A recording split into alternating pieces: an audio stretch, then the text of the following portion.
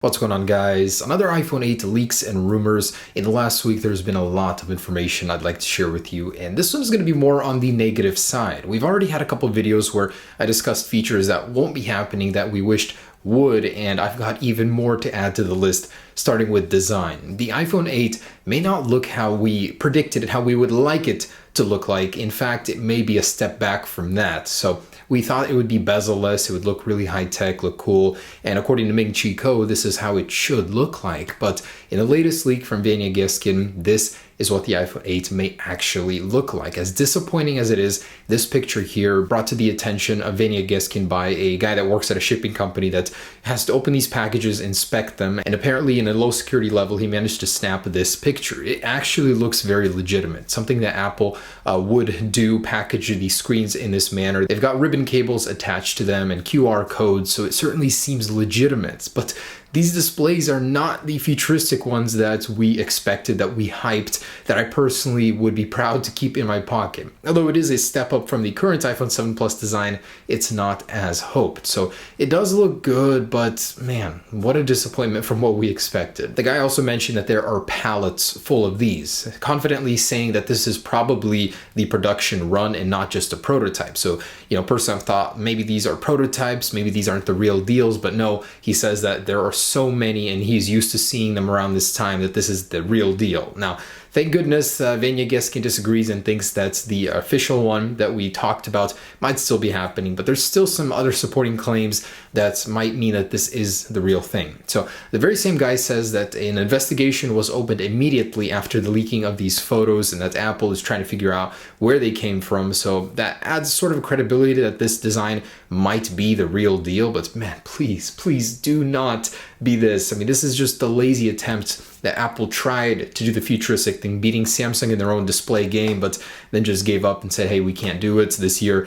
This is what we're going to ship you instead. Please don't be real. Now, yes, this isn't the design I'd like to see, but Vanya did share an optimistic look at the real finalized version, and he shared this image. So I gotta say, it doesn't look terrible. It's not what we expected. It does have some good sides to it as well. Personally, I see it as an improvement over the 7 Plus in every single way. Yes, the display is larger. There are less bezels, much like the iPad Pro 10.5 inch has less bezels than the last one. It looks better. This would be the same version, but on the iPhone side. So less bezels, same aspect ratio, making your content and games display and it's easier so it doesn't have to be stretched or cut off. So I do like that side of it. It's just a shame that the Galaxy S8 will still look much more futuristic than this guy. So in our detailed renders as well that we worked on with the Bro King, we also did bring this design to life with the Touch ID sensor on the back. I mean, if it wouldn't go in the power button, that's where it would go, according to earlier rumors. And I would say it doesn't look terrible. Vanya did also share in a tweet some details about the coloring of the iPhone. This is based on nothing. He didn't really give any evidence as to why or where it's coming from, but he said the iPhone 8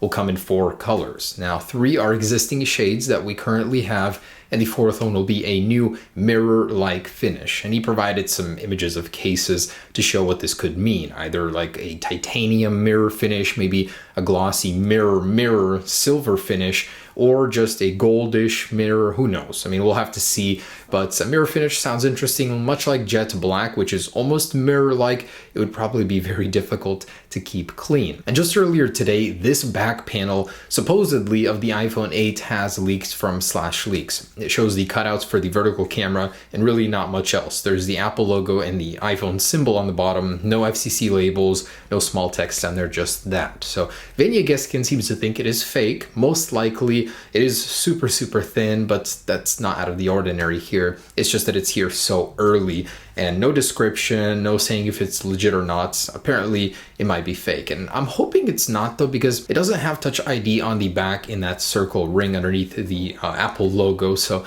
this might be an indication that might not end up there, but it really doesn't mean much as it's coming from an unknown source. A KeyBank Capital Markets analyst is predicting that Apple has just a few weeks left to decide what to do with Touch ID. He says in August, they are going to have their last window to order the Touch ID modules for the iPhone or skip it entirely, not have it on the iPhone, or delay the iPhone significantly after even the October date. He's saying that even if Apple does replace it with facial recognition, it's just not the same. It won't work for Apple Pay because not a lot of banks will trust it. It's too early. Even if it is eventually implemented, it just won't be as convenient as Apple Pay, as you'll have to look at it the entire time. You can't just put your finger on your phone with it in your pocket with a face mask on while you're skiing. I don't know. The convenience just won't be the same. And he's saying Apple just has a few weeks left to decide. At this point in time, there are so many conflicting rumors that we don't really know which one is going to be the real deal. Of course, I'm hoping Apple places it in the power button or in display, but really, we've heard the rumors that Apple might replace it entirely with facial recognition, so we'll really have to see about that one. Not that it's much consolation after this bad news we've heard, but Vania has tweeted this, saying that he knows an insider from a Fortune 500 company that is responsible for iPhone accessories who's saying that the screen protector design is 100% correct. Hopefully that's the case, but without many more details who's saying it, if they're reliable, we can't really know for sure. But of course, I want to hope that the design that I showed you guys earlier isn't the one and this one actually is. But hey, we'll have to see. We just got a few more months to go, a few more tense months, as we're going to be hearing so many conflicting reports here until we know what for sure is going to happen. And a very interesting rumor from John Gruber, who works for the Daring Fireball, a very reliable and reputable guy. So he's saying that the wireless charging in the iPhone 8, it will be getting it, but it will not be activated at launch. Much like portrait mode, which was only activated in iOS 10.1 in an update, he says wireless charging will be the very same. He says the adapter for wireless charging, the pad, will be sold separately,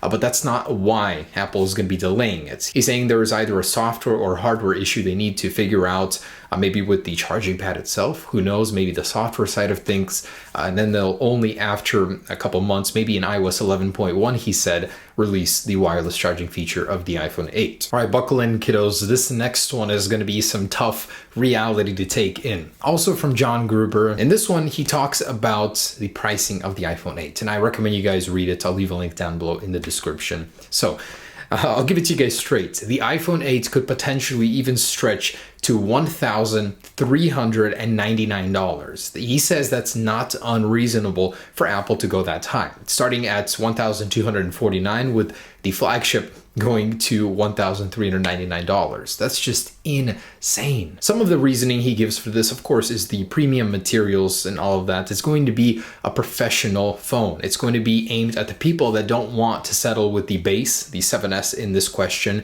They want the best. He gave an example that Apple has the iPad and the iPad Pro, the MacBook and the MacBook Pro. They have a Pro lineup of everything. Why not do the same to the iPhone? The iPhone 8 is going to be Apple's all out on a phone. It's not going to sacrifice materials. It's not going to sacrifice features nor battery life. It'll have everything and is going to be aimed at more of the professional consumer side. So of course, Apple is going to have the iPhone 7S around $700, $800. But if the iPhone Organic LED edition is going to cost only $200 more, why would people even want the 7S? That's his reasoning. They need to create a bigger divide between the 7S and the iPhone 8 model for people to treat that one as more of an exclusive device, and for a lot of people to opt for the 7S, because Apple is going to be making most of their money from the iPhone 7S, and they don't want people to not choose it because the price difference between it and the iPhone 8 is so small. Basically, the iPhone 8 is going to be ridiculously expensive because it's going to be marketed at more of a professional market. And a lot of it has to do with the fact that Apple can't really produce these things in bulk. They don't have the means to mass produce them, so even if they didn't have a massive price on them, they still couldn't sell as many as they could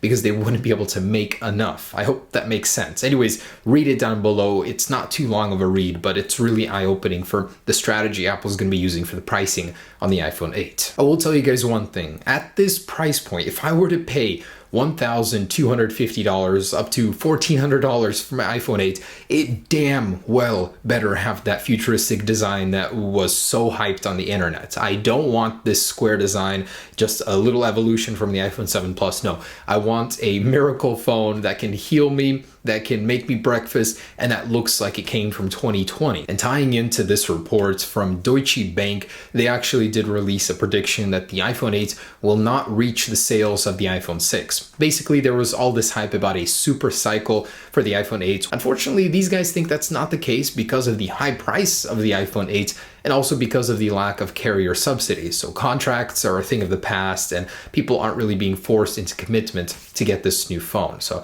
it might not be that great of sales even, although most other people seem to predict that it will be. And here's just another reason to add to the piling list as to why Apple is delaying the iPhone 8. They're actually short about 30% how many storage chips they need for the iPhone 8 to begin mass production. And they're actually turning to Samsung to help them fill the void and produce more. So these are NAND chips, 3D NAND chips with 48 layers on the iPhone 7 and 7 Plus. They might actually be going to a 64 layer to create even faster storage, but that's not confirmed. Basically, it's a very complex process to make these, and they need Samsung's help, or else the iPhone 8 could be delayed so much further behind the October schedule already. And if Apple really does turn to 64 layer flash storage, that will be insane. The iPhone 8 will be the pinnacle of speed. Not only will it have the fastest storage in the market, it will have the fast display, 120 hertz refresh rate, and the Apple A10X or the A11, whichever one they use, will be just crazy in the iPhone 8. It will be an industry standard in the fastest phone on the market, period. And looking a little bit forward, Nikkei is reporting that Apple will be using organic LED displays, period, and no LCDs anymore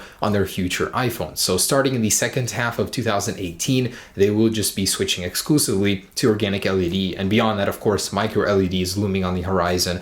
But next year, expect to see 3 new organic LED models from Apple. So guys, that's it. The latest stuff on the iPhone 8. I really hope that this is not the design. It's not the one that was hyped, not the one we want in our pockets. But guys, of course, Apple will sell it. It will sell like nothing else just because it's the latest and greatest from Apple. But even this would be an improvement from my 7 Plus, and I love this phone already. So guys, thanks for watching. That's the latest. Stay tuned for the next one. I'll be having that AirPods giveaway for you soon.